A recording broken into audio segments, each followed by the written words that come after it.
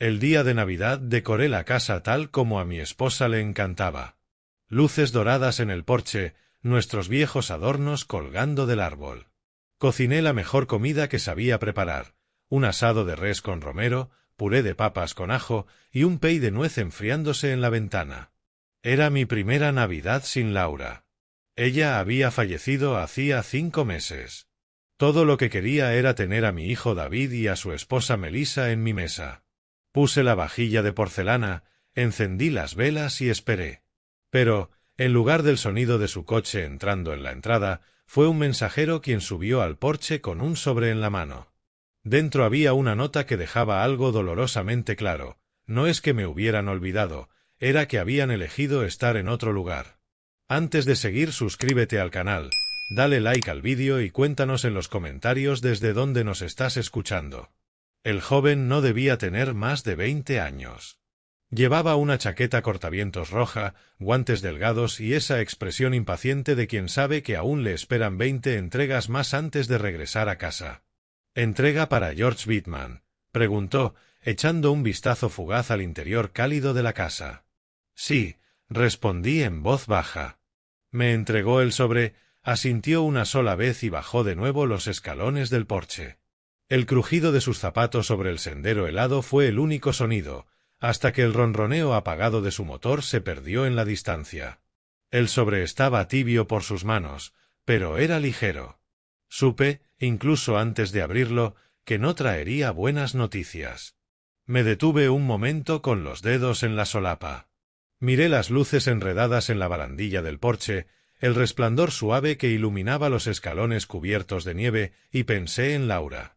Ella habría estado justo detrás de mí, curiosa, porque siempre quería saber quién estaba en la puerta. Rompí el sello. La letra de Melissa, pequeña y perfectamente redondeada, se desplegaba en el centro de la hoja. George, hemos decidido pasar la Navidad en casa de mi mamá este año. Espero que lo entiendas. Con cariño, Melissa. Eso era todo. Sin un feliz Navidad, sin un organicemos algo para la próxima semana. Ni siquiera una llamada antes de que llegara el mensajero. Espero que lo entiendas. Cerré la puerta, apartando el frío, y volví al pasillo. Desde allí podía ver el comedor iluminado bajo la lámpara de araña. El asado reposaba en su bandeja, aún humeante. El puré de papas estaba cremoso y suave en su fuente, coronado con una ramita de perejil, justo como le gustaba a Laura. El pay de nuez en la encimera brillaba con la luz de la cocina, su corteza dorada y perfecta. Había pasado horas preparando todo. 2 días atrás había empezado a marinar la carne, el pay lo horneé la noche anterior y hasta planché el mantel que solo salía en los días festivos. Puse la vajilla de porcelana, pulí la cubertería y doblé las servilletas en forma de abanico, como siempre lo hacía Laura. Las velas parpadeaban suavemente, su luz danzando sobre las copas de cristal. Era exactamente el tipo de Navidad que a ella le habría encantado. Pero ahora solo estaba yo. Me serví un vaso de té dulce, me senté en la cabecera de la mesa e intenté comer. El primer bocado del asado estaba tierno, sazonado en su punto, pero bien podría haber sido cartón. A mitad de masticar, la garganta se me cerró y tuve que bajarlo con un sorbo de té. Después de unos cuantos intentos, dejé el tenedor. La comida no sabía a nada. Apagué las velas y guardé todo en recipientes. Todo menos el pay. Una parte de mí no pudo envolverlo. Quizá era una manera de aferrarme a la vieja costumbre de Laura de dejar el postre por si alguien pasaba a visitar. Pero nadie iba a pasar, y yo lo sabía. Tomé el teléfono más por distracción que por esperanza. No esperaba un mensaje ni una llamada. Ellos ya habían tomado su decisión. Aún así, deslicé la pantalla. Y allí estaba, una publicación de la madre de Melissa en Facebook. Una mesa larga repleta de platillos, copas de vino captando la luz. Caras iluminadas por la risa, todos inclinados unos hacia otros. Al fondo, David junto a Melissa, su mano sobre la de ella, sonriendo de una forma que yo no le veía desde hacía años. El pie de foto decía: tan agradecida por tener la casa llena de familia esta Navidad. Agradecida. Esa palabra se me quedó clavada como una piedra en el pecho. Agradecida por la mesa que eligieron, pero no por la mía. Me quedé mirando la foto hasta que la pantalla se oscureció. Entonces recordé las mañanas de Navidad cuando David era niño. Se levantaba al amanecer corriendo por el pasillo en pijama, mientras el aroma de los rollos de canela llenaba la casa. Laura en la cocina sacándolos del horno, el azúcar glas flotando en el aire. Yo leía la noche antes de Navidad junto al fuego, con su cabecita apoyada en mi hombro. Durante años, nuestra casa había sido el lugar de la Navidad. Cuando David se casó, intenté equilibrar, un año con nosotros, otro con ellos. Pero poco a poco ese equilibrio se transformó en un quizá pasemos un rato o vemos si tenemos tiempo. Me repetía que era lo normal, que las parejas casadas reparten las fiestas y que la vida se complica. Pero recibir un sobre en Navidad no era falta de tiempo. Era un mensaje. Dejé el teléfono sobre la mesa, la pantalla hacia abajo, y me recosté en la silla. La casa estaba demasiado silenciosa. Podía escuchar el reloj de la sala marcando cada segundo, alejándome aún más de la vida que solía tener. El fuego en la chimenea crepitaba suavemente, pero incluso ese sonido se sentía hueco. Miré hacia el árbol de Navidad en la esquina. La estrella dorada en la punta era la que David había hecho en 3er grado. Una de sus puntas se rompió hace años, pero Laura siempre insistía en ponerla al frente y al centro. «Es perfecta así como está», decía. Me pregunté qué habría dicho hoy. Tal vez me habría aconsejado dejarlo pasar, disfrutar mi cena y no tomarlo como algo personal. Pero Laura me conocía demasiado bien. Habría sabido que no se trataba de la cena, sino de lo que todo aquello significaba. En algún momento me levanté y caminé hacia la sala. El sillón reclinable crujió cuando me senté en el mismo lugar en el que había pasado cada noche de Navidad durante más de 40 años. Solo que ahora, la otra silla, la de Laura, estaba vacía, con su canasta de tejido aún a un lado, una madeja de estambre medio deshecha en su interior. No había tenido el valor de moverla. Afuera, un coche pasó lentamente por el camino húmedo, los faros barriendo la pared con su luz. Por un instante pensé que podían ser ellos, cambiando de opinión, pero el coche siguió de largo. Me incliné hacia adelante, los codos apoyados en las rodillas, las manos entrelazadas. Intenté convencerme de que solo era una Navidad, una excepción. Pero, en el fondo, sabía la verdad. Esto no era un hecho aislado. Era algo que venía gestándose desde hace años, y Laura, de estar aquí, me lo habría dicho. La nota de Melissa seguía en la encimera, justo donde la había dejado. Volví a la cocina y la tomé de nuevo. Sus bucles y curvas parecían casi alegres contra el blanco del papel. Me los imaginé escribiéndola. ¿La habría visto David antes de que la enviaran? ¿O fue Melissa quien, como siempre, se ocupó de la comunicación familiar, librándolo a él de la incomodidad de decirlo en persona? El asado ya estaba completamente frío. Guardé los recipientes en el refrigerador, el aire helado escapando cuando abrí la puerta. El pey seguía en la encimera, intacto. No lo cubrí. No pude. Eran casi las 9 cuando dejé de fingir que miraba televisión. Apagué las luces del árbol, una guirnalda tras otra, y caminé por el pasillo hacia mi habitación. Sobre el tocador había una foto enmarcada de nuestra última Navidad con Laura.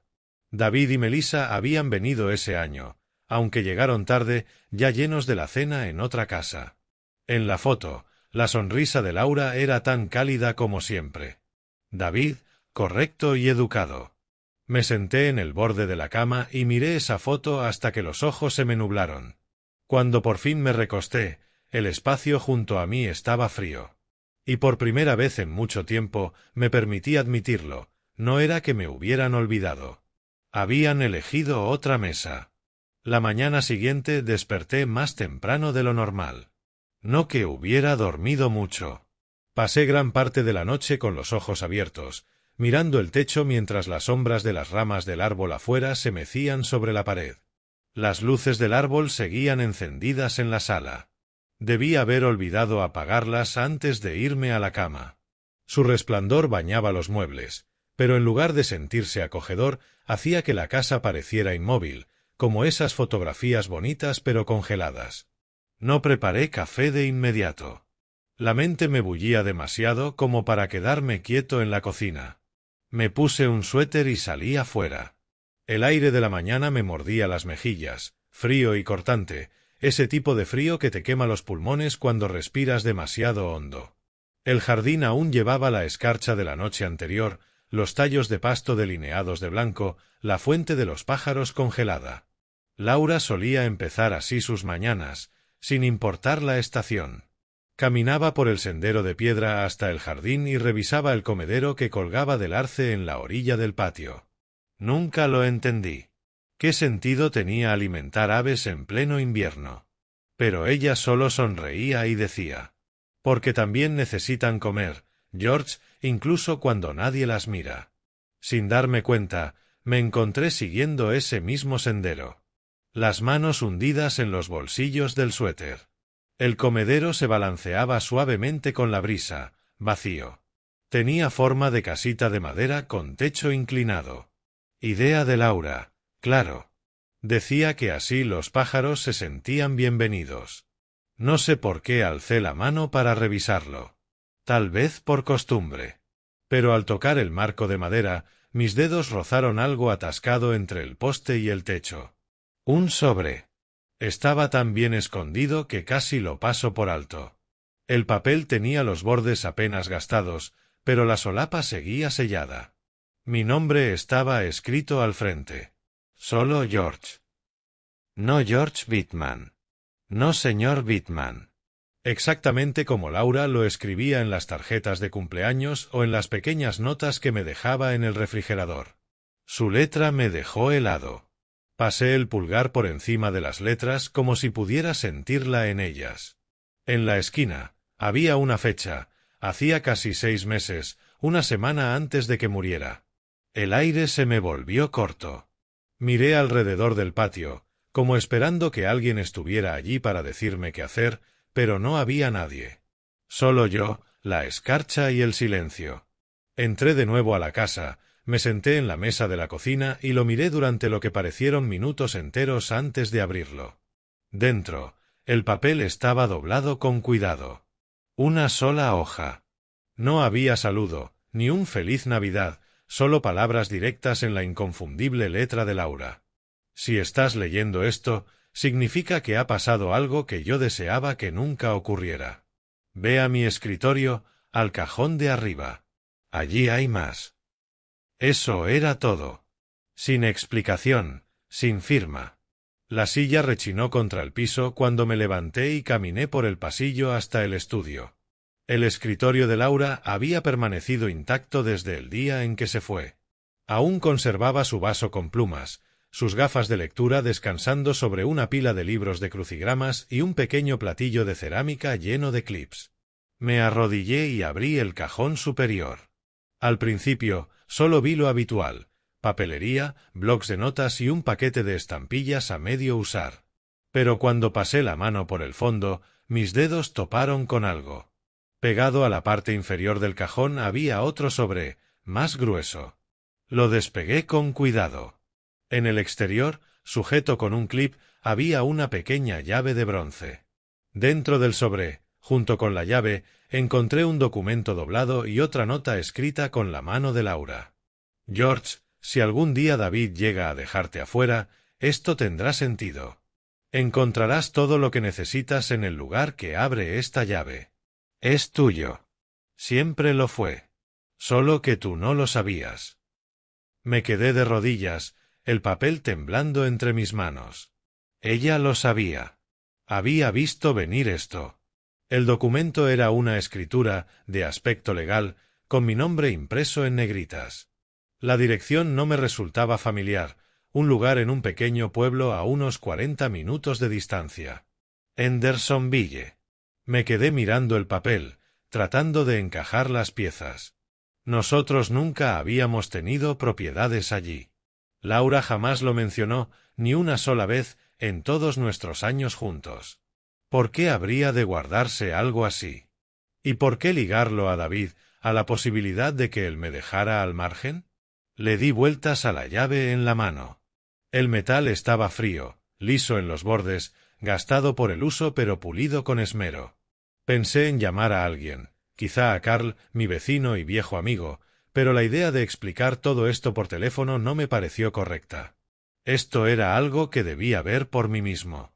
Dejé el sobre y la llave sobre el escritorio, fui al dormitorio y saqué mi bolsa de viaje. Metí un cambio de ropa, una linterna, mi cartera y el termo que Laura siempre insistía en que llevara en los viajes largos. Preparé un sándwich rápido, llené el termo con café y miré el reloj. Poco después de las 9. El sol de invierno ya estaba bajo, pero los caminos estarían lo suficientemente despejados. Al cerrar la cremallera de la bolsa, mis ojos se detuvieron en la silla del rincón.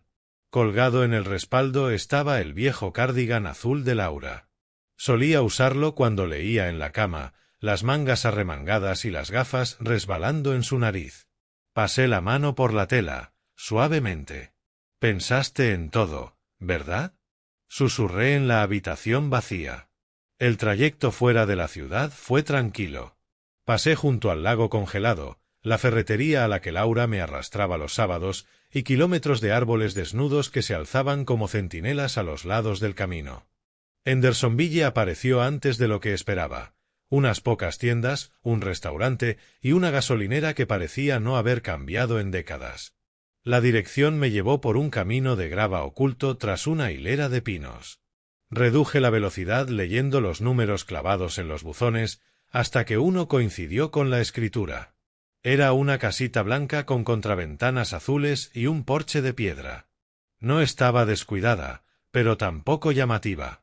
El tipo de lugar que parece asentado, como si hubiera estado esperando. Aparqué en la entrada. Los escalones de madera crujieron bajo mis botas cuando los subí. Mi mano se cerró sobre la llave en el bolsillo. Encajó en la cerradura como si siempre hubiera pertenecido allí. Cuando el clic de la cerradura sonó, dudé un instante. No podía sacudirme la sensación de que estaba a punto de entrar en una habitación que Laura acababa de dejar. Dentro, el aire estaba tibio, con un tenue aroma a cedro y algo dulce, quizá proveniente de los muebles antiguos. Todo estaba en orden, cuidado, como si alguien se hubiera encargado de mantenerlo listo. En la sala, una repisa de madera sostenía fotografías enmarcadas. Laura y yo en nuestro aniversario número 35, otra de ella en la playa, las sandalias en una mano, el cabello revuelto por el viento, y una más que jamás había visto, Laura sentada en ese mismo porche, una taza de café en la mano, sonriendo a alguien fuera del encuadre. El sofá era del mismo estilo que el de nuestra primera casa. La estantería albergaba títulos que reconocía, acomodados en el mismo orden en que ella solía organizarlos. Las novelas de misterio en la parte superior, los libros de cocina en la inferior. Sobre la mesa de centro había una nota doblada junto a un juego de portavasos. La tomé. Esto es tuyo, por si alguna vez ellos olvidan quién eres. Sin fecha. Sin más palabras. Me senté despacio, la nota aún en la mano. Ella no hablaba solo de una casa. Hablaba de mí, de mi valor, de mi lugar en esta familia. Y había construido todo esto para asegurarse de que nunca lo olvidara. Fui a la cocina. Los gabinetes guardaban platos apilados con cuidado, la despensa estaba surtida con arroz, pasta y verduras enlatadas. El refrigerador estaba desenchufado, pero limpio. En la parte interior de la puerta de un mueble había una lista de compras en la letra de Laura: café, pan, huevos, azúcar. En la mesa de la cocina había 2 sillas, una con un cojín que Laura misma había cosido. Pasé la mano por la tela, medio esperando que aún guardara su calor. Por el pasillo encontré 2 habitaciones. Una con la cama tendida, un edredón doblado al pie. La otra casi vacía, salvo por unas cuantas cajas apiladas en la esquina, etiquetadas como cosas de George. No las abrí. No todavía. De vuelta en la sala, me senté en el sillón junto a la ventana y miré hacia el patio. Había una casita para pájaros y un banco bajo lo que debía convertirse en un parterre de flores en primavera. El silencio aquí no era como el de mi casa. Este era intencional, sereno. Pensé en lo de ayer, en la nota de Melissa y en la foto de Facebook. Allí, en esa cabaña, las cosas pesaban menos, como si pertenecieran a otro mundo. Laura lo había sabido. Había visto la distancia crecer poco a poco, las visitas cada vez más cortas, la manera en que Melissa respondía por David más seguido de lo que él hablaba por sí mismo. Y en lugar de enfrentarlo de manera directa, Laura había construido una salvaguarda. Me había dejado un lugar que era solo mío, un refugio que nadie podía reclamar ni arrebatar sin mi consentimiento. No sé cuánto tiempo permanecí sentado, mirando cómo la luz cambiaba a través de la ventana. Finalmente, me levanté, cerré la puerta con llave y conduje de regreso al pueblo. La llave descansaba en mi bolsillo, tibia por el calor de mi mano. Aún no tenía todas las respuestas, pero sí una certeza: cualquiera que fuera el futuro, no estaba tan solo como había creído. El día después de encontrar la cabaña no pude sacármela de la cabeza. Me desperté pensando en la nota sobre la mesa de centro, en la lista de compras escrita por Laura dentro del gabinete. Era como si ella me hubiera preparado un lugar allí sin haberme dicho nunca una palabra. La noche anterior había regresado a casa, pero ni siquiera había deshecho la bolsa. La llave de la cabaña descansaba en el buró, atrapando la luz pálida de la mañana. La recogí, la giré entre mis dedos, sintiendo la suavidad del bronce. La segunda nota de Laura, la que decía si David alguna vez te deja fuera, seguía resonando en mi cabeza. ¿Qué exactamente había visto ella? ¿Qué más habría dejado preparado que yo aún no conocía? Preparé café y me quedé de pie junto a la ventana de la cocina, mirando cómo la escarcha se derretía en los bordes del césped. Mis ojos se desviaron hacia la casa de al lado.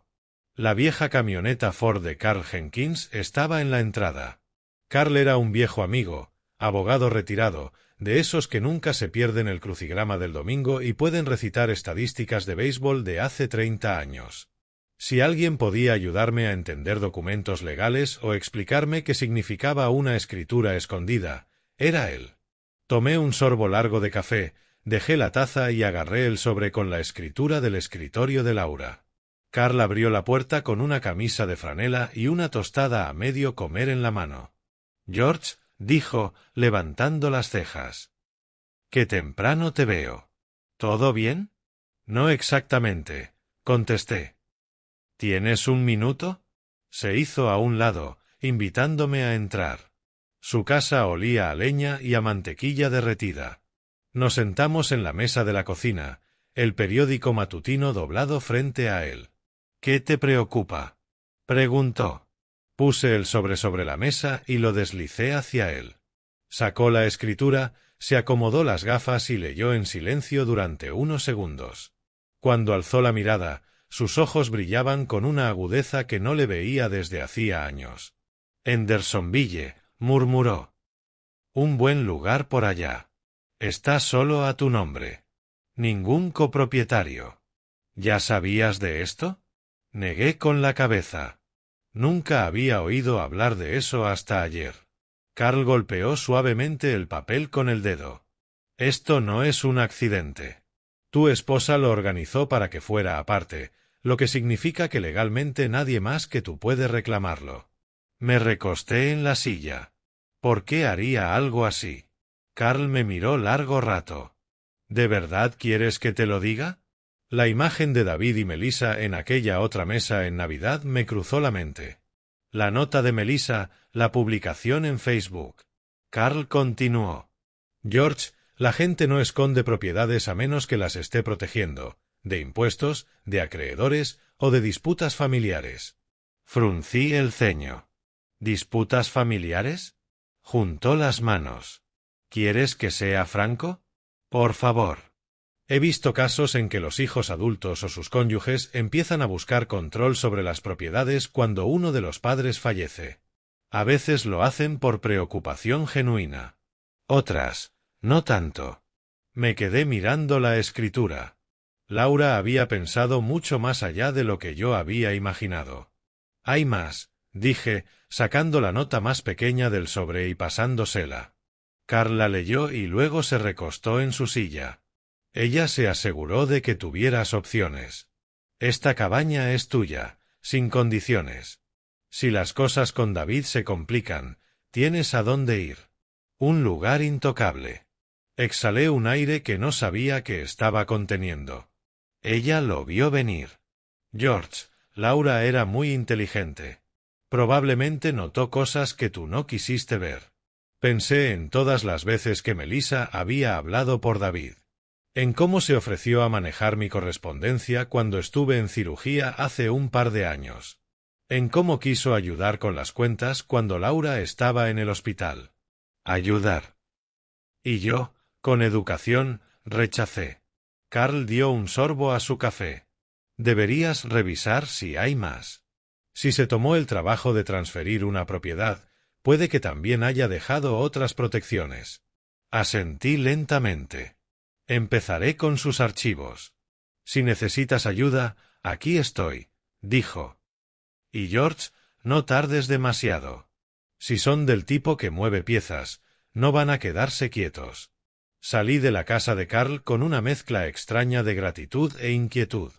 Gratitud por la previsión de Laura, inquietud por lo que eso implicaba sobre mi propio hijo.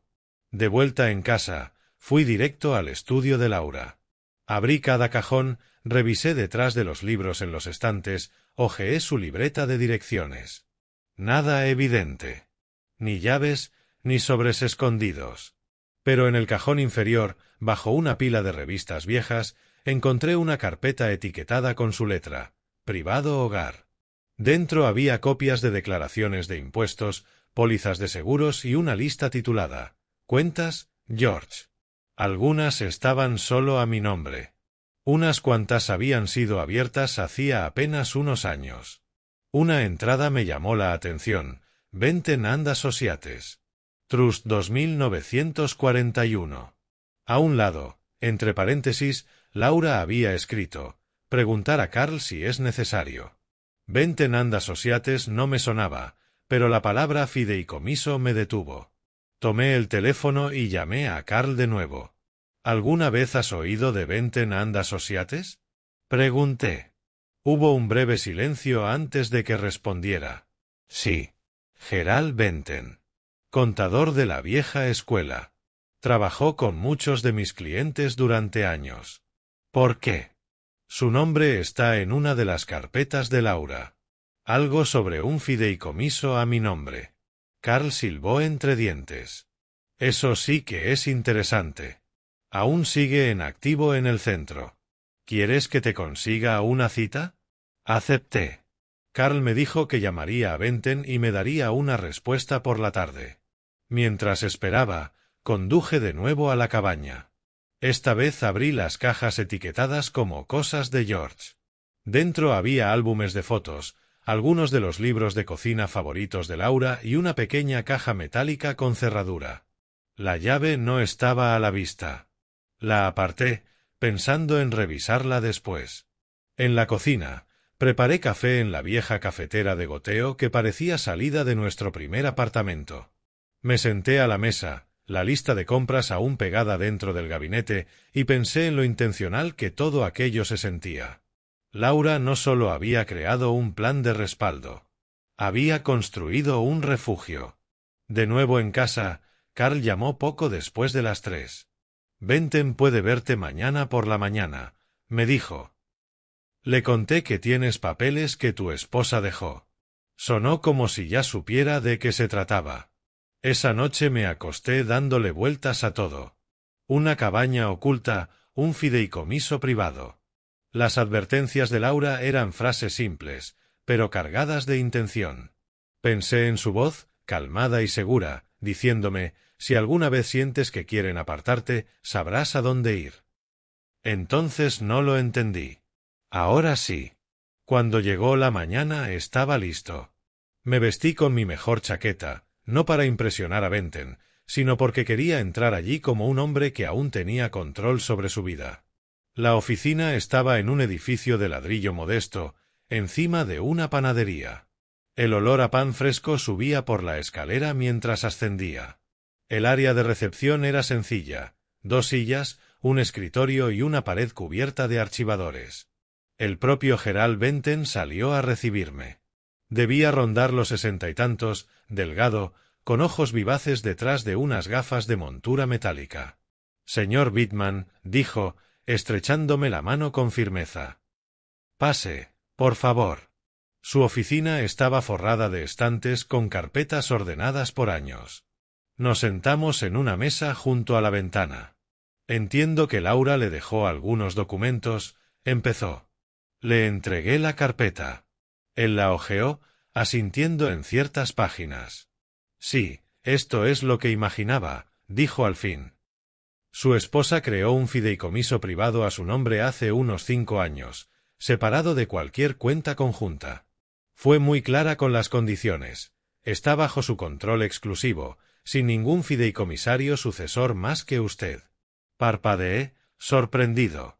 ¿Por qué nunca me lo dijo? Benton sonrió levemente. Ella me explicó que no quería que pensara que lo necesitaba, que era solo una medida por si acaso. Me recosté, dejando que eso se asentara. ¿Y cuánto hay en él? Benton mencionó una cifra que me hizo contener el aliento. Era más de lo que había imaginado. Suficiente para mantenerme seguro durante años, pasara lo que pasara. También dejó instrucciones, añadió Benton. Benton dijo que, si las circunstancias cambiaban, sus palabras, no las mías, y yo me sentía presionado o apartado, debía explicarme el fideicomiso en su totalidad. Pensé en el día de Navidad, el mensajero, la mesa vacía, la publicación en Facebook. Bueno, murmuré en voz baja, supongo que las circunstancias han cambiado. Benton asintió. Prepararé la documentación de acceso. Mientras tanto, quizá quieras pensar cómo manejar las cosas con tu familia. Dejé escapar una risa seca, sin humor. Esa es la pregunta del millón. Cuando salí de la oficina de Benton, el aire de invierno se sentía más filoso. Pero en mi bolsillo llevaba un peso nuevo, uno de certeza. No solo la llave de la cabaña, sino la seguridad de que Laura me había dejado algo intocable. Por primera vez en mucho tiempo, no sentía que iba a la defensiva. Me sentía preparado. 3 días después de mi encuentro con Benton, estaba en la cocina preparando café cuando escuché el crujido de unas llantas sobre la grava del frente. Era media mañana, una hora en que mi entrada suele estar vacía. Por la ventana sobre el fregadero, vi un SUV plateado estacionarse. El SUV de David. El agarre sobre la cafetera se me endureció. La dejé a un lado, me sequé las manos con una toalla y caminé hacia la puerta principal. El golpe llegó justo cuando giraba el pomo. 3 toques cortos, luego silencio. Abrí la puerta y vi a David en el porche, las manos hundidas en los bolsillos de su chaqueta. Me dio una sonrisa tensa que no alcanzó sus ojos. «Hola, papá». Detrás de él, en el asiento del copiloto, Melissa estaba en su teléfono. Ni siquiera levantó la vista. «¿Qué te trae por aquí?», pregunté, manteniendo la voz neutral. Se movió incómodo. Pensé en pasar. No hemos hablado desde Navidad. Me apoyé en el marco de la puerta. Pudimos haber hablado entonces, si hubieras estado aquí. Una incomodidad fugaz cruzó su rostro. Sí, sobre eso, la mamá de Melissa, bueno, este año simplemente tuvo más sentido. Levanté la mano para detenerlo. No necesitas explicarlo. Leí la nota. Carraspeó. Claro. Bueno, también quería saber cómo estabas y, quizá, hablar de algunas cosas. ¿Cosas? Sí, ya sabes, lo de mamá, las cuentas. Estaba en el garaje el otro día buscando aquella caña de pescar y vi unas cajas con papeles. Pensé que tal vez necesitabas ayuda para organizarlos. Ahí estaba. La verdadera razón. No respondí de inmediato. Lo observé como quien sigue el primer movimiento de un oponente en una partida de ajedrez. ¿Qué te hace pensar que necesito ayuda con eso?, pregunté. Dudó, echó una mirada rápida hacia el SUV. Bueno, Tienes muchas cosas encima, y Melissa y yo hemos estado hablando de que podríamos ayudarte a manejar todo, solo para asegurarnos de que esté en orden. ¿En orden para quién? Parpadeó. Para ti. Para todos, en realidad. Me hice a un lado, señalándole que entrara. Pasó al salón, mirando alrededor como si lo viera por primera vez. Todavía se ve igual, dijo. Hay cosas que no necesitan cambiar, respondí. Nos sentamos, yo en mi sillón reclinable, él en el sofá. Entre nosotros había un espacio palpable, aunque apenas nos separaran unos metros. Así que, dije, cuéntame más de esa ayuda que ofreces. Se movió de nuevo, apoyando los codos en las rodillas. Creemos que sería bueno consolidar las cosas, simplificarlas, quizá mover algunas cuentas. Hemos leído sobre lo vulnerables que pueden ser los adultos mayores a errores o estafas. Dejé que el silencio se alargara más de lo cómodo. ¿Adultos mayores, eh? No quise decir eso. Sí, creo que sí lo quisiste. Me incliné hacia adelante. Dime algo, David. ¿Sabías que Melissa falsificó mi firma en un cheque de $15,000 hace un par de años? Su cabeza se levantó de golpe. ¿Qué? No, yo. No mientas. Sé que fue para un contratista en Tennessee, para uno de sus proyectos de alquiler. Apartó la mirada, la mandíbula apretada. Esa fue respuesta suficiente. No venía a saber cómo estoy, dije en voz baja. Venía a saber qué tengo. Papá, no es eso. Tal vez para ti no. Pero desde donde yo estoy, parece que intentan tomar el control antes de que se los permita. Se pasó la mano por la cara. Solo queremos evitar que las cosas se compliquen más adelante. ¿Complicadas para quién? No respondió. Por la ventana, Melissa seguía en el SV, el teléfono pegado a la oreja. No había mirado hacia la casa ni una vez desde que llegaron. ¿No va a entrar? Pregunté. David negó con la cabeza. Pensó que era mejor que hablara contigo a solas. Probablemente teme que diga demasiado. Frunció el ceño. Estás exagerando. Me recosté. No, por primera vez estoy pensando con claridad. Dejé que eso colgara entre nosotros. El reloj de la pared marcaba suavemente.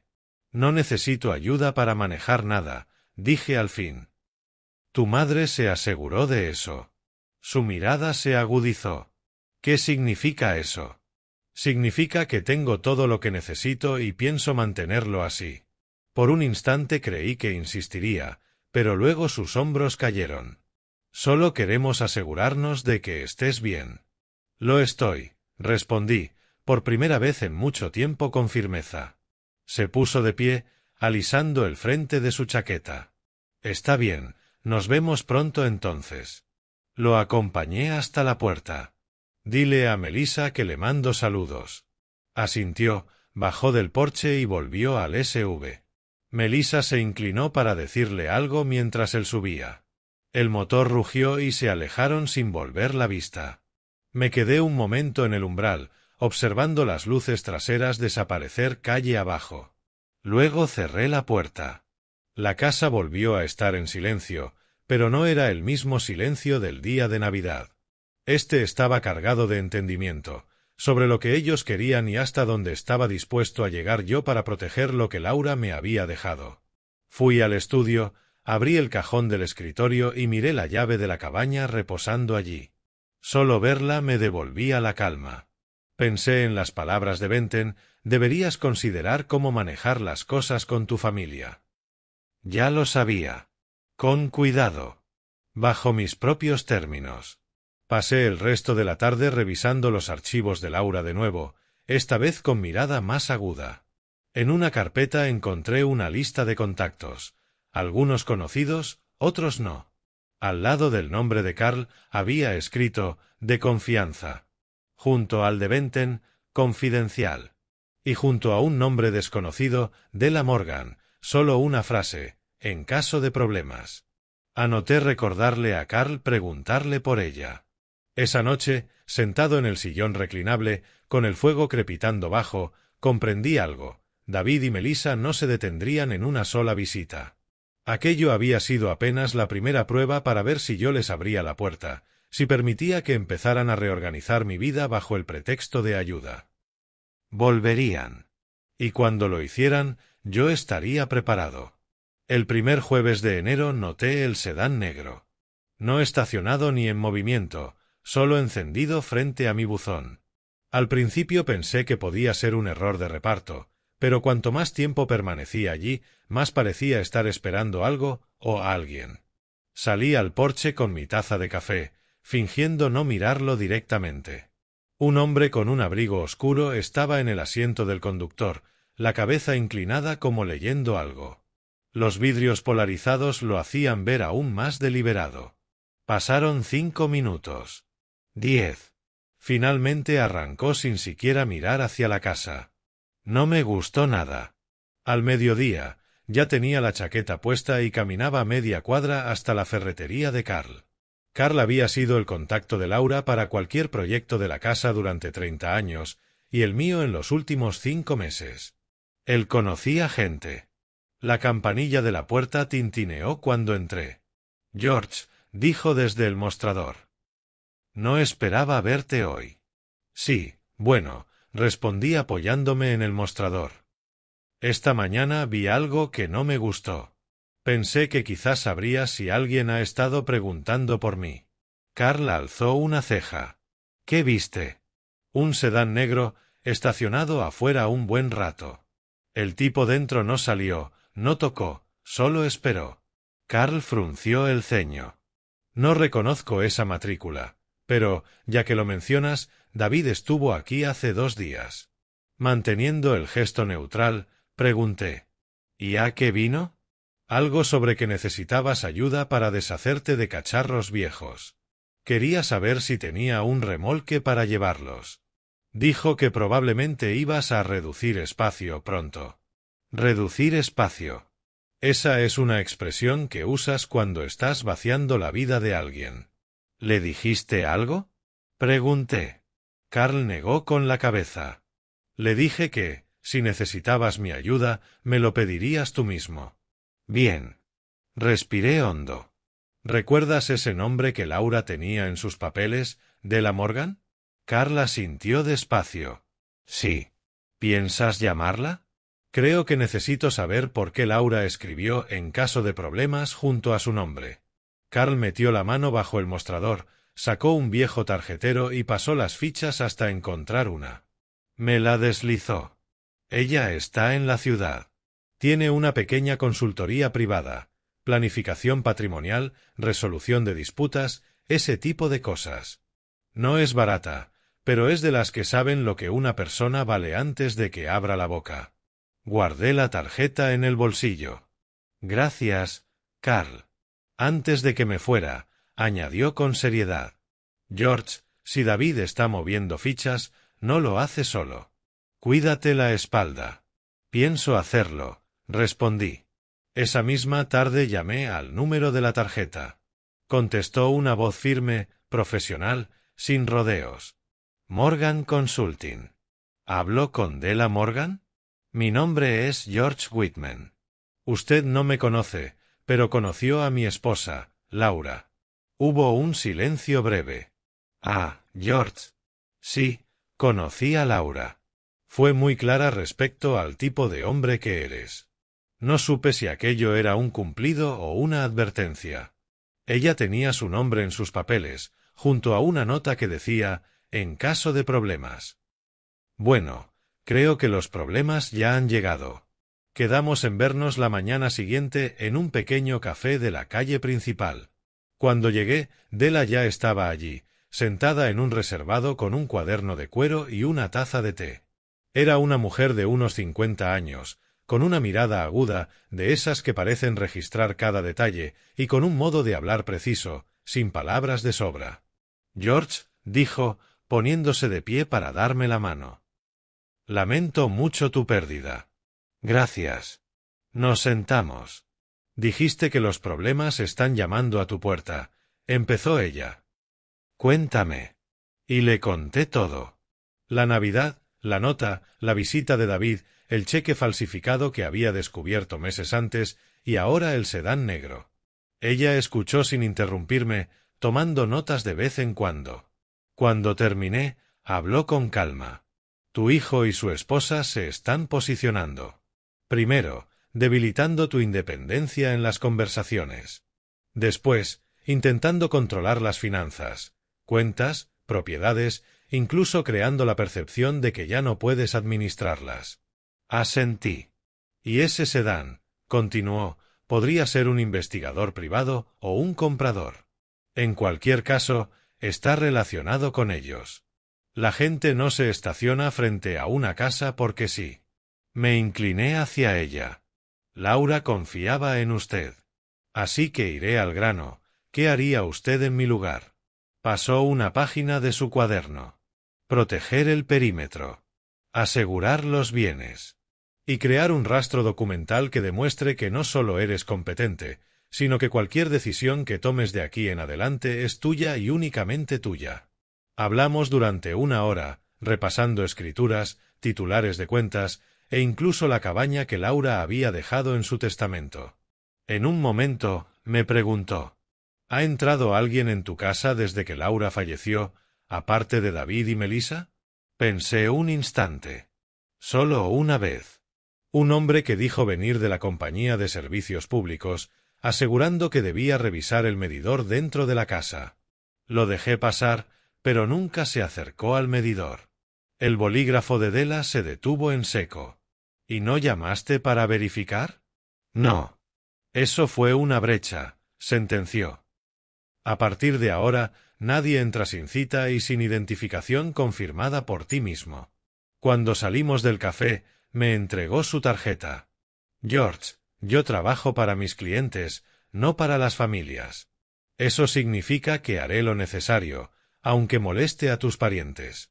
Eso es exactamente lo que necesito. De regreso a mi camioneta, vi otro sedán negro estacionado unas plazas más abajo. No era el mismo de mi calle, pero lo bastante parecido como para erizarme la piel. No le dije nada a Adela. No todavía. Al llegar a casa seguí sus consejos de inmediato. Cambié las cerraduras. Moví ciertos documentos del escritorio a una caja fuerte en el ático. Llamé al banco para actualizar alertas y recibir notificaciones ante cualquier actividad sospechosa. Esa noche, revisando de nuevo las carpetas de Laura, encontré algo que antes había pasado por alto. Un sobresellado, con mi nombre escrito de su puño y letra. Lo abrí con cuidado. Dentro había una sola hoja. Si estás leyendo esto, significa que ya viste lo que yo también vi venir. Confía en Della. Y no temas dejarles creer que van ganando, hasta que estés listo para demostrarles que no. Me quedé largo rato sentado, el fuego apagándose en la chimenea, pensando en lo bien que me conocía. Y en lo bien que conocía a ellos. Afuera, en algún punto de la calle, un motor permaneció encendido unos segundos antes de alejarse. Los problemas ya no solo tocaban a la puerta, estaban dando vueltas alrededor. Pero al menos ahora tenía una aliada. La siguiente llamada en la puerta no fue de cortesía. Nada de 3 golpecitos educados. Fue seca, oficial. Al abrir, me encontré con un hombre de chaqueta beige y portapapeles en mano. ¿El señor Whitman? Preguntó. Sí. Vengo a entregarle una notificación del Tribunal del Condado. Le recomiendo que la lea con atención. Me tendió un sobre grueso y se marchó sin esperar firma. Dentro había una petición. Petición de tutela legal. Presentada por David y Melissa Whitman. Leí las líneas 2 veces. Luego una tercera. Afirmaban que yo ya no era capaz de manejar mis asuntos personales ni financieros debido a un supuesto deterioro cognitivo. Habían listado ejemplos: una factura de servicios sin pagar, confusiones con contraseñas bancarias e incluso un incidente en el que, supuestamente, dejé la estufa encendida. La mitad eran mentiras y la otra mitad, verdades a medias estiradas hasta quebrarse. Llamé a Adela de inmediato. Contestó al segundo timbrazo. Se han movido más rápido de lo que esperaba, dijo tras escuchar el primer párrafo. Las peticiones de tutela son peligrosas. Son más fáciles de conseguir de lo que la gente cree, sobre todo si el tribunal piensa que estás aislado. No estoy aislado, respondí. No, pero ellos están fabricando esa imagen. Y si no nos adelantamos, esa imagen se volverá realidad para el juez. Antes del mediodía ya estaba sentado en su despacho, con la petición extendida sobre la mesa. Incluso han incluido la cabaña, señalé en la última página. Alegan que corre riesgo de abandono si queda bajo mi control. Della tomó nota con calma. Esto no trata solo de tu independencia. Quieren liberar los activos ligados a la cabaña. Probablemente para usarlos como garantía de otra cosa. Se levantó, fue hasta un archivador y sacó una carpeta. Esto es lo que haremos, construir nuestro propio rastro documental. Un certificado médico que pruebe que eres competente, registros que muestren que manejas tus cuentas y testigos que puedan dar fe de tu claridad y autonomía. Fruncí el ceño. ¿Testigos? Sí. Personas que puedan decir que te han visto leer contratos, hacer compras, administrar tu propiedad sin ayuda. Cada detalle cuenta. Si presentamos un paquete de pruebas más sólido que el suyo, ganamos antes de la audiencia. Hizo una pausa y me miró con seriedad. ¿Y si perdemos? ¿Qué pasa? Entonces perderás el control de todo. Pero no vamos a perder. La primera parada fue el banco. Conocía bien a la gerente, la señora Álvarez. Ella y Laura habían hecho negocios con ella por años. Me recibió con su habitual calidez. George, ¿qué puedo hacer por ti? Necesito copias de mis últimos 6 meses de estados de cuenta, le pedí. Y cualquier registro que muestre que he gestionado mis transacciones personalmente. Me miró con atención, luego a Della, y volvió a mí. ¿Hay algún problema? Problemas familiares. Respondí simplemente. Y necesito demostrar que sigo al mando. Tú vienes aquí cada mes a hacer depósitos en persona, me aseguró. Puedo imprimir un registro que lo acredite. Eso ayudará. De allí fuimos al consultorio del doctor Keller, médico de Laura y mío también.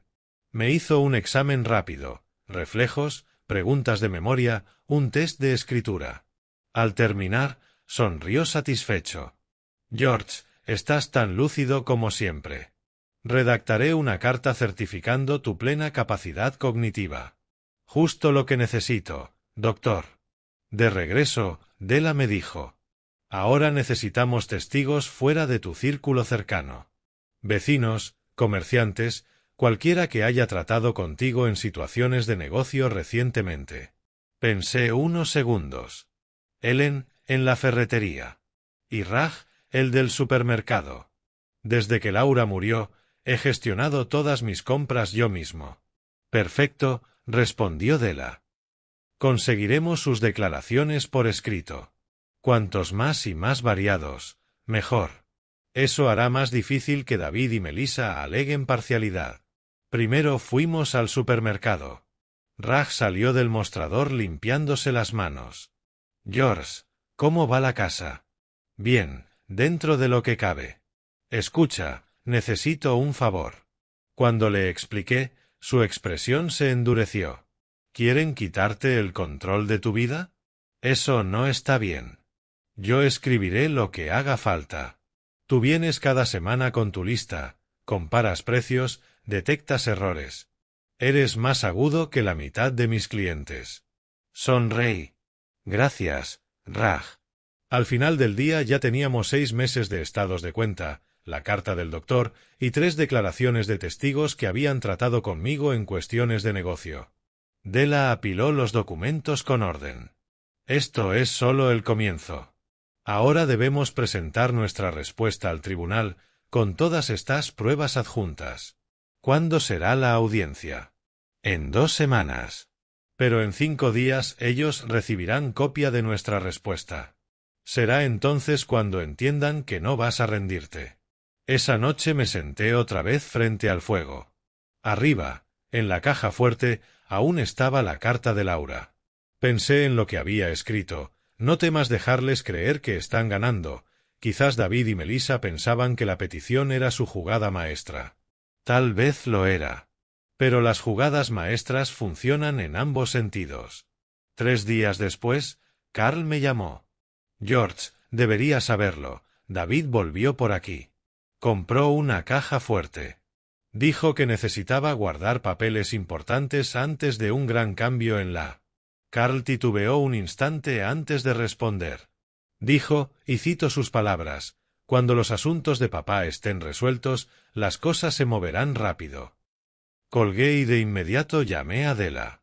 No solo se están preparando para ganar, le dije, se están preparando para instalarse en cuanto crean que lo han logrado. Bien, respondió ella sin inmutarse.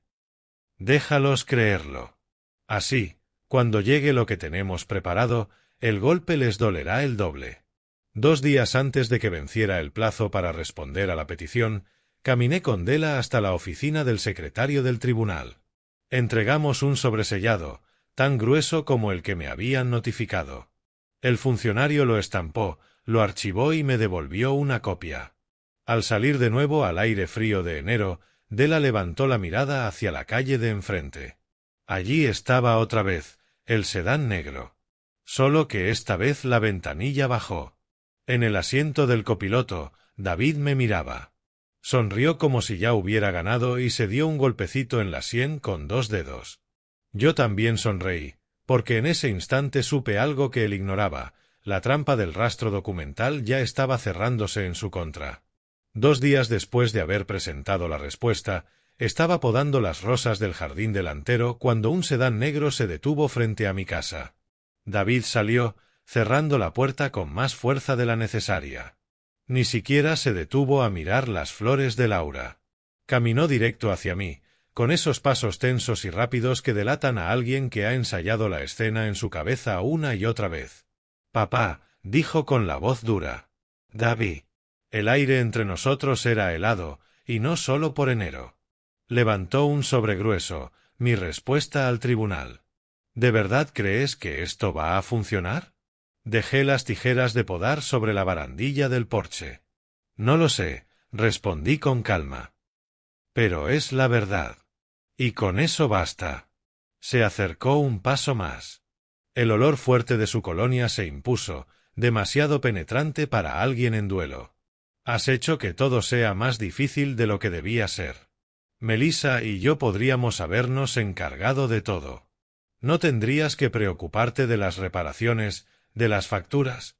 No me preocupa eso, David, lo interrumpí, con la voz serena pero firme. Me preocupa ser borrado de mi propia vida. Por un segundo, sus ojos vacilaron, pero enseguida apretó la mandíbula.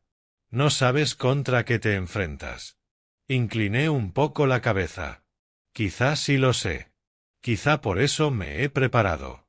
No le gustó esa respuesta.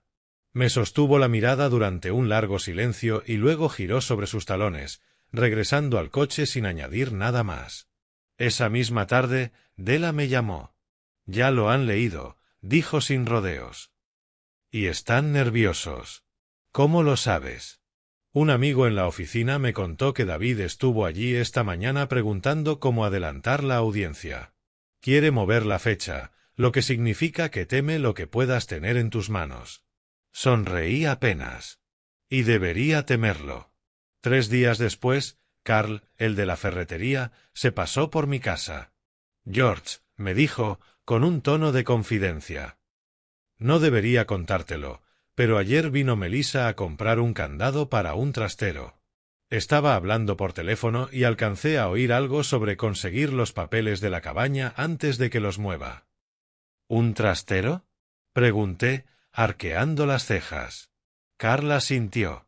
En Rieway, de esos con acceso directo en coche. Llamé de inmediato a Adela. Se está moviendo, le dije. ¿O planea hacerlo? Perfecto, respondió tranquila. Porque lo que crea que mueve no le servirá de nada. ¿Qué quieres decir? ¿Recuerdas cuando firmamos el fideicomiso para la cabaña, el que Laura insistió en crear? Sí. Pues el mes pasado firmaste una enmienda que transfirió la escritura directamente al fideicomiso bajo una cláusula de protección. Ya no es tu activo. Es una entidad legal aparte. Incluso si lograran la tutela, no podrían tocarla sin iniciar otro juicio. Exhalé despacio. Entonces, lo único que persiguen es humo. Exactamente. Y cuanto más se concentren en eso, menos verán lo demás. Aquella noche me dejé llevar por los recuerdos de la cabaña. Laura y yo la compramos el verano en que nació David. Entonces eran solo 2 habitaciones y un porche, pero se alzaba sobre una loma desde la que el atardecer hacía brillar todo el valle. A Laura le fascinaba tanto que siempre tarareaba la misma melodía al subir por el camino serpenteante. Pasamos décadas arreglándola: nuevo tejado, estufa de leña, una terraza que la rodeaba entera. Lo último que me dijo sobre ese lugar, pocos meses antes de morir, fue: «Prométeme que nunca dejarás que acabe en las manos equivocadas». Y yo se lo prometí. Un par de noches después, al pasar frente a la cafetería de la esquina, vi a Melissa a través del ventanal. Estaba inclinada sobre la mesa frente a un hombre que no reconocí, deslizándole una carpeta como si fuera un relevo en una carrera. Él la abrió, asintió y ella sonrió. No me detuve ni la enfrenté. Seguí caminando, pero la imagen me acompañó hasta casa. 2 días después, llegó la notificación. La audiencia se había reprogramado para el martes siguiente, menos de una semana. Fui directo al despacho de Della. «Esto es bueno», dijo ella, examinando el papel. «Los obliga a mostrar sus cartas antes de lo previsto. Los tendremos reaccionando en vez de dictar el ritmo». Se inclinó hacia mí.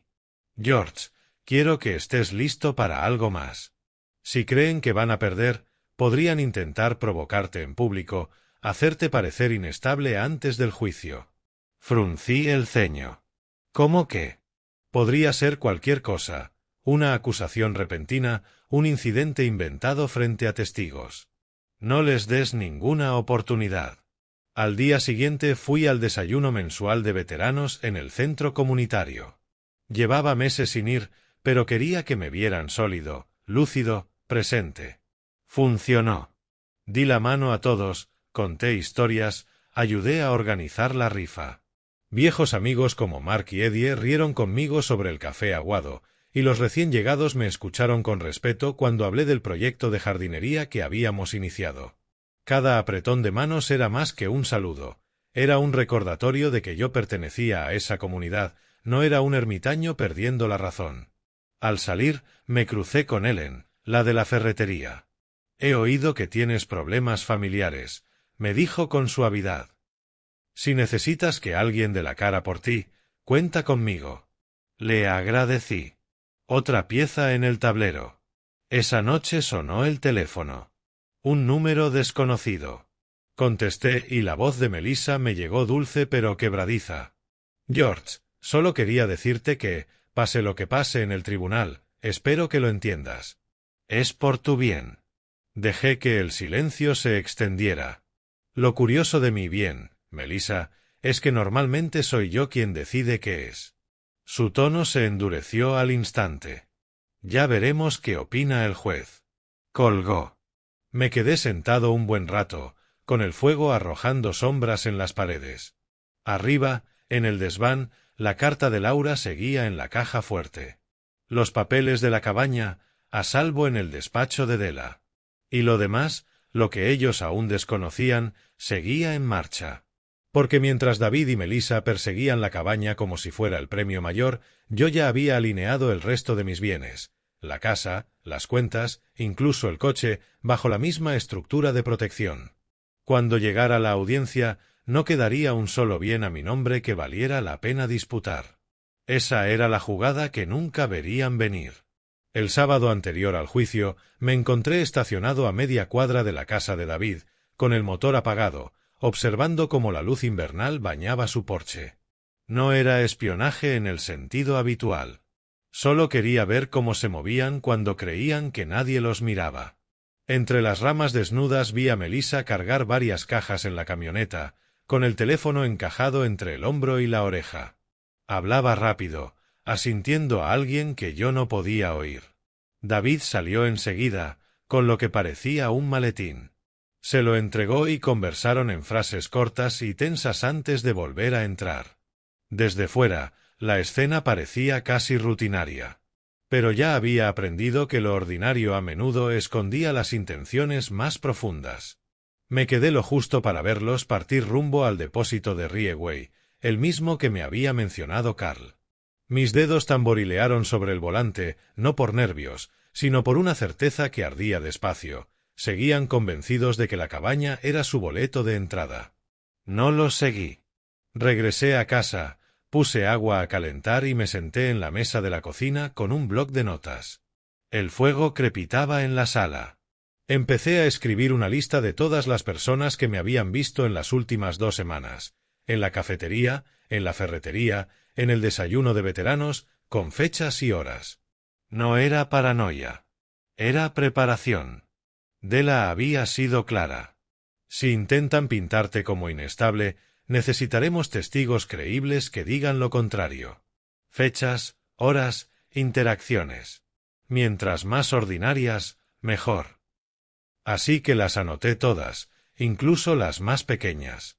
De la ferretería. Mark, en el desayuno. El cartero, que se detuvo a charlar sobre la tormenta de nieve. Cada nombre era un ladrillo en el muro que estaba construyendo.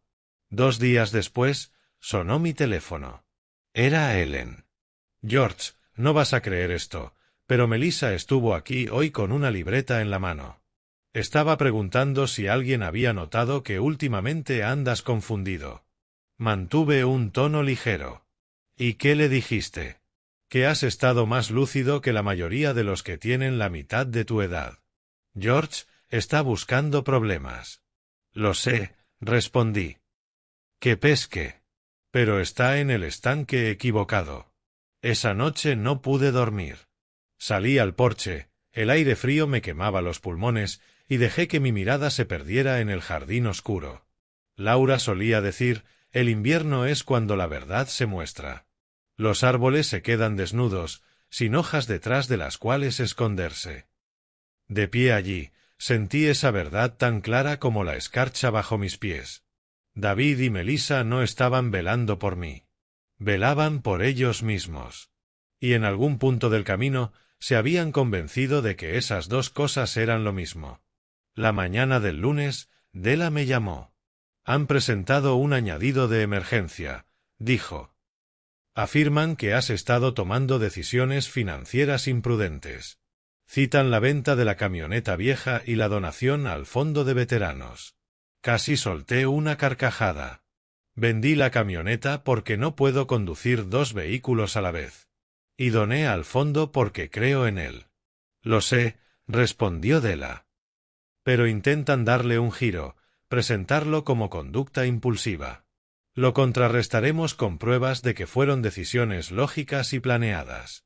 ¿Aún tienes el contrato de venta de la camioneta en el archivador, segundo cajón? Bien. Tráelo mañana.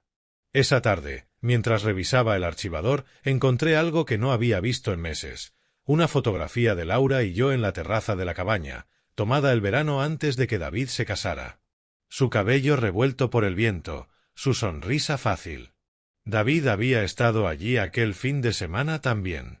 Aunque en la foto aparece a un lado, revisando su teléfono. Incluso entonces recuerdo haber pensado que ya estaba orbitando alrededor de Melissa.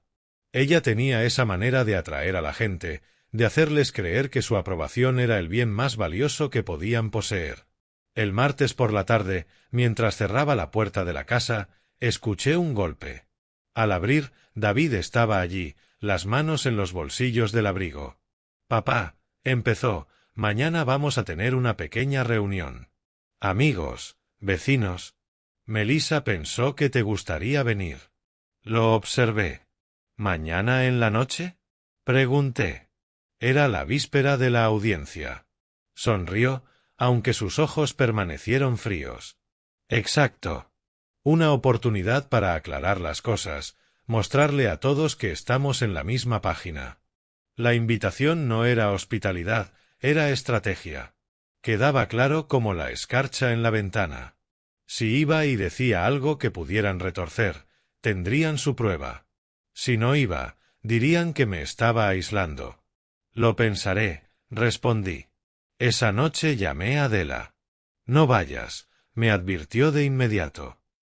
Están montando la escena. Ninguna reunión amistosa la noche antes de una audiencia es realmente amistosa. Así que no fui. En cambio, me aseguré de que me vieran en otro lugar, en el centro de veteranos, ayudando a descargar abrigos donados, conversando con gente que recordaría perfectamente dónde estuve. La mañana de la reunión, pasé por la calle de David de regreso del supermercado. Los coches llenaban la cuadra. A través de la ventana vi a Melissa con un vestido rojo brillante, riendo con un grupo de vecinos. David servía tragos. De vez en cuando, alguien miraba hacia la puerta como esperando a alguien. A mí, supuse. Seguí conduciendo. Al día siguiente, Carl me detuvo afuera de la oficina de correos. George, te perdiste toda una velada. Melissa estuvo diciendo que últimamente has tenido lapsos de memoria. David se veía incómodo, pero no la detuvo. Le agradecí, aunque sentí un nudo en el pecho. Una cosa era sospechar que intentarían desacreditarme.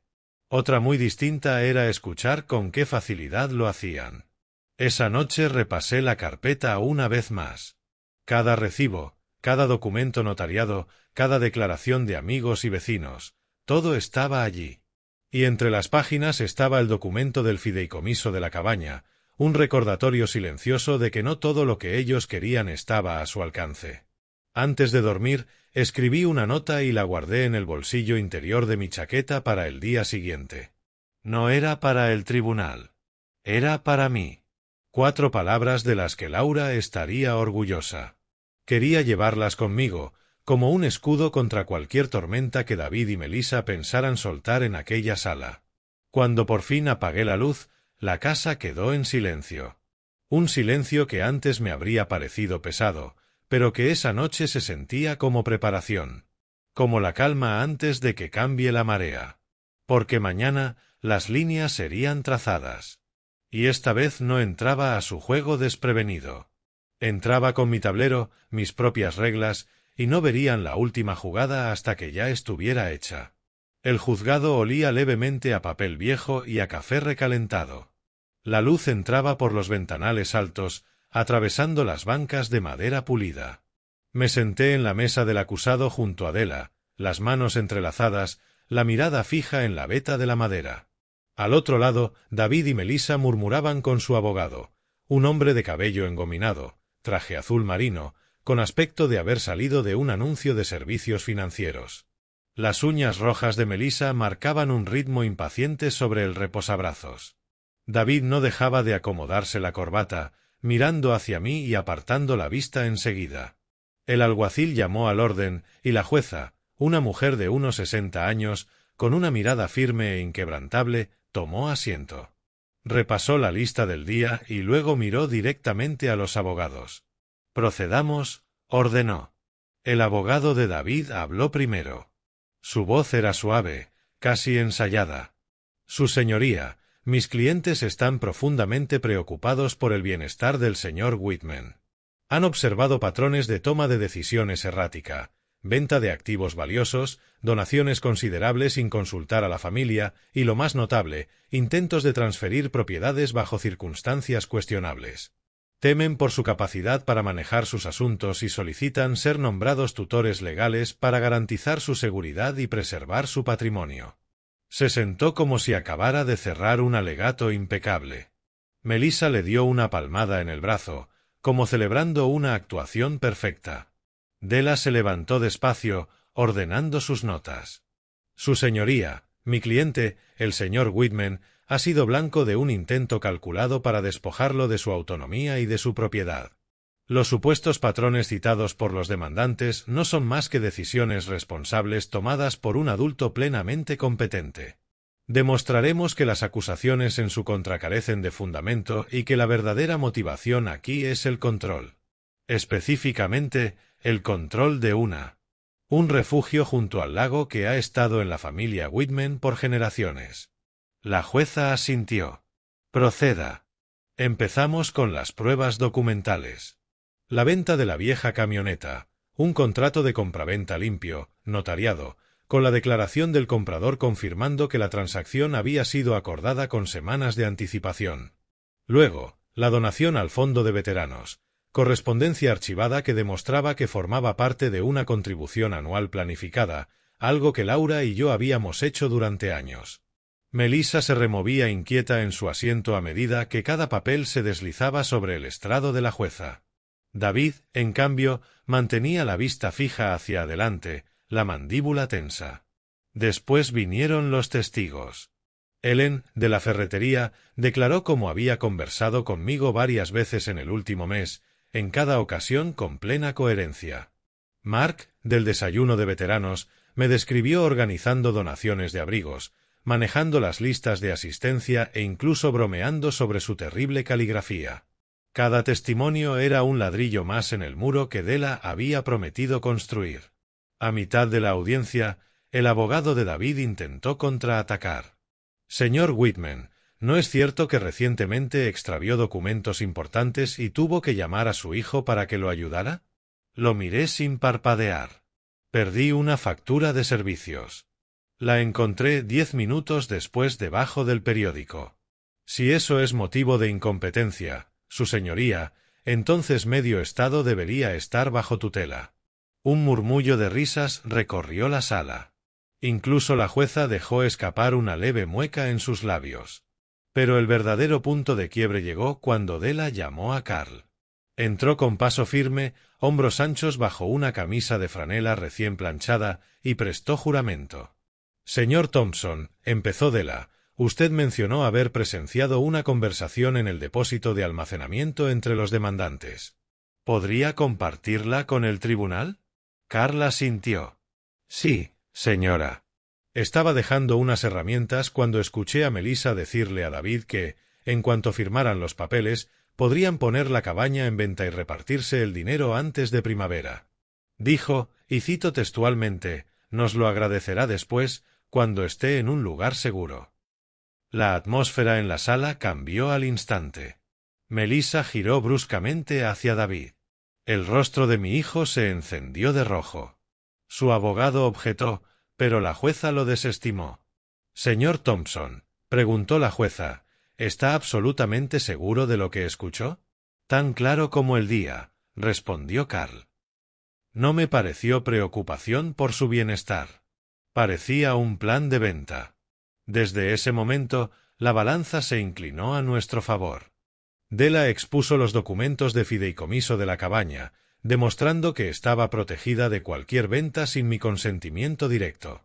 Señaló la sospechosa coincidencia de las preocupaciones de David y Melissa, que solo surgieron después de que ella descubrió que la cabaña no formaba parte de la herencia que podrían reclamar. Cuando llegó mi turno de hablar, lo mantuve sencillo. Tengo 72 años. He trabajado toda mi vida, serví a mi país y he pagado mis cuentas puntualmente. No soy perfecto, pero soy capaz de tomar mis propias decisiones. Mi esposa y yo construimos esa cabaña como un lugar para la familia, no como una ficha de negociación. Si mi hijo y mi nuera no pueden aceptar eso, es su elección. Pero no tienen derecho a arrebatarme la mía. La jueza se recostó en su silla, pensativa, en silencio durante unos segundos que se hicieron eternos. Luego habló. Señor Whitman, basándome en la evidencia y el testimonio presentados, no encuentro fundamentos para conceder la petición de tutela. Además, emito una orden de protección que impide a los demandantes interferir en sus bienes o decisiones financieras. Este tribunal recomienda a ambas partes considerar la consejería si desean reparar su relación, aunque aclaro que eso escapa a nuestra jurisdicción. El golpe de su mazo sonó como un cerrojo encajando en su lugar. Los hombros de David se desplomaron. Melissa le susurró algo áspero al oído, pero él ni siquiera la miró. Su abogado recogió sus papeles con gesto resignado, pensando ya en el siguiente caso. Della me miró con una sonrisa serena. Se acabó, dijo. Al salir del juzgado, El sol invernal parecía más cálido de lo que debía ser. El aire frío me llenaba los pulmones con una nitidez que sentía casi nueva. Vi a David y a Melissa unos metros adelante, caminando con paso rápido, cabezas juntas. No se voltearon. Carl me dio una palmada en el hombro. Te mantuviste firme, George. Laura estaría orgullosa. Asentí, demasiado emocionado para responder. Esa noche me senté en la mesa de la cocina con una taza de té. La casa estaba en calma. La victoria legal era gratificante, sí, pero lo más importante era la certeza. No me habían borrado, mi voz aún tenía peso. En el mostrador, la fotografía de Laura atrapaba la luz de la lámpara.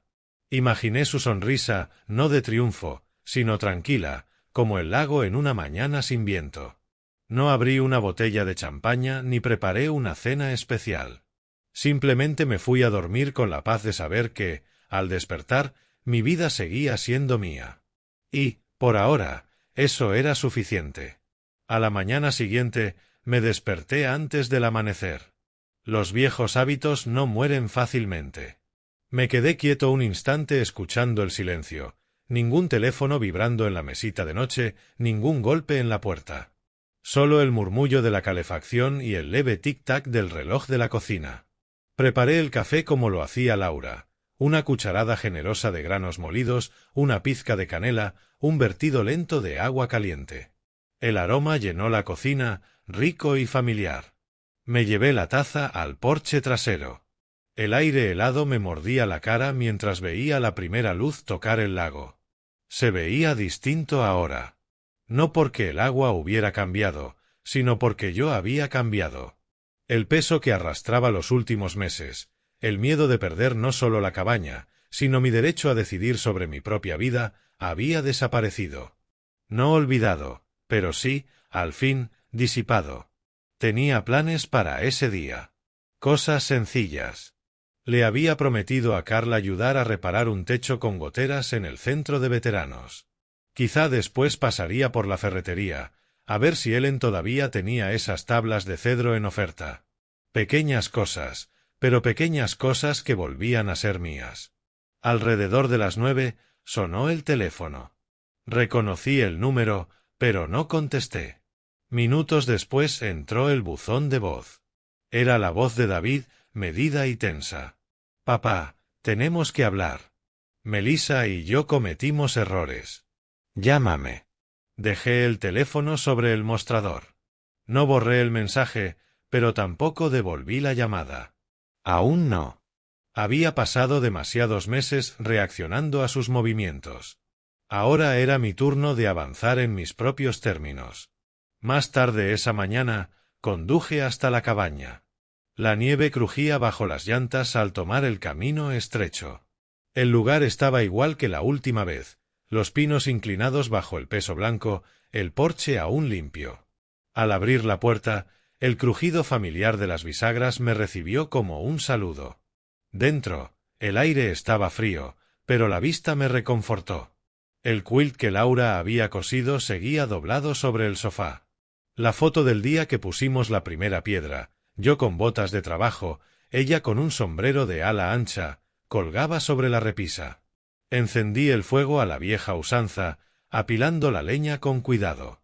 Las llamas prendieron rápido, chisporroteando y lanzando los primeros hilos de calor. Me dejé caer en la silla, dejando que la calidez me calara hasta los huesos. Al mediodía llegó Carl con un termo de chili y 2 cervezas. Sabía que estarías aquí, dijo, sacudiéndose la nieve de las botas. Pensé que podríamos estrenar tu libertad. Comimos en la mesa de la cocina, con el vapor subiendo de los tazones. Carl habló del proyecto del techo, del nuevo voluntario en el centro y del rumor de que Ellen por fin se jubilaría. Conversación normal. Y se sintió bien. Cuando se fue, bajé hasta el muelle. El lago estaba medio congelado, el hielo brillando bajo el sol pálido. Recordé los inviernos en que Laura y yo patinábamos hasta que los pies se nos entumecían y luego nos calentábamos junto al fuego. Ella siempre decía que este lugar tenía un latido. Quizá tenía razón. Quizá ese latido fue lo que me mantuvo luchando. Unos días después, recibí una carta por correo. No de David, sino de Melissa. 3 páginas, escritas a mano. Hablaba de su infancia, de ver a sus padres pelearse por propiedades, de su anhelo de seguridad para ella y David. Admitía que había manejado mal las cosas, aunque nunca llegaba a disculparse del todo. Me pedía buscar una forma de avanzar. La leí 2 veces. Luego la doblé con cuidado y la guardé en el cajón junto a los recibos de leña del invierno. Algunas cosas podían esperar. Porque mientras ellos pensaban en mis bienes, yo había estado pensando en mi vida. La semana siguiente a la audiencia, me reuní de nuevo con Della.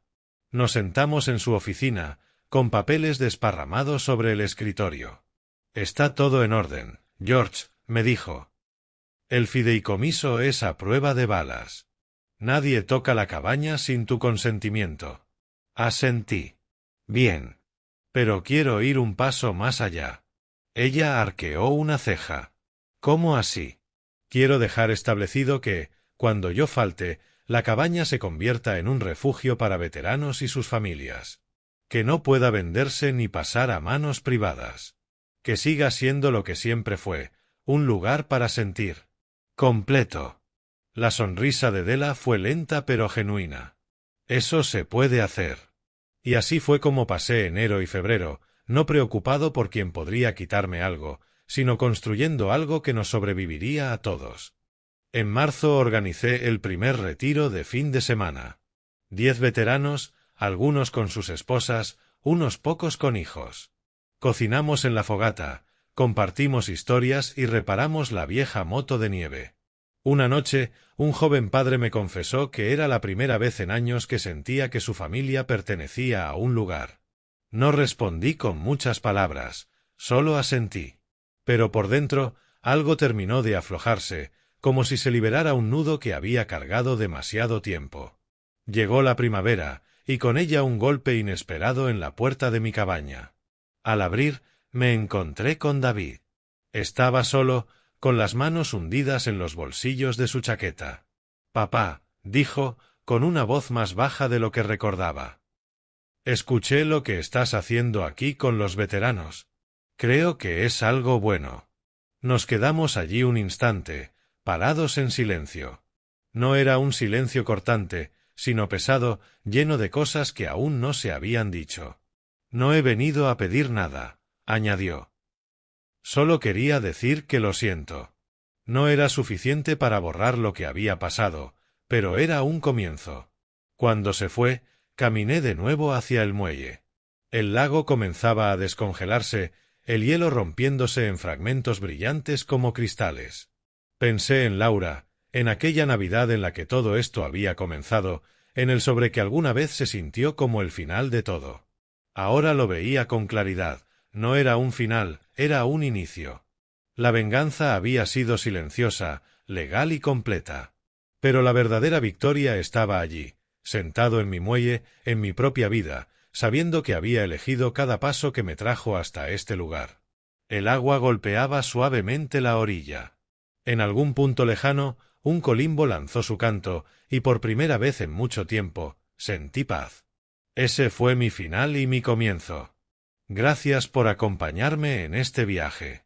Si esta historia te ha gustado, por favor dale me gusta a este vídeo, suscríbete al canal y comparte tus impresiones en los comentarios. Y para escuchar la siguiente historia, haz clic ahora en la lista de reproducción que aparece en pantalla.